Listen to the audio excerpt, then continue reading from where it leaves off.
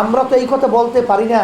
জামাতের আমির যেরকম বলেছিল, বে ছেলেরা সরো, মেয়ে বন্ধুরা এখন তোমরা আসো। তার পাশে বসিয়ে সেলফি তোলে এই মুরব্বী মানুষ। 5ই আগস্টের পরে যখন এই দেশের ভিতরে অরাজকতা চলছে, তখন কিন্তু ইসলামী আন্দোলন বাংলাদেশ সংখ্যালঘুদের তারা কিন্তু তাদের জান মাল ইজ্জত বাড়ি ঘর সহ হেফাজতের জন্য আমরা পাহারাদারের দায়িত্ব পালন করেছি, পাহারাদারির দায়িত্ব পালন করেছি।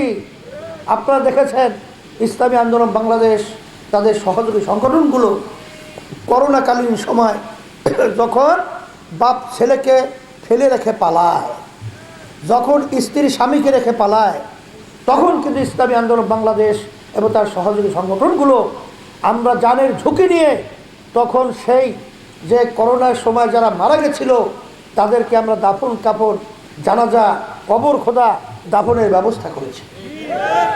এরপরে আপনি দেখবেন যত বন্যা কবলিত এবং যত দূর সময় ইসলামী আন্দোলন কিন্তু তখন মানুষের পাশে খাদেম হিসেবে দাঁড়িয়েছে। ইসলামী আন্দোলন উগ্র বলা হয় কেন? আমরা তো এই কথা বলতে পারি না।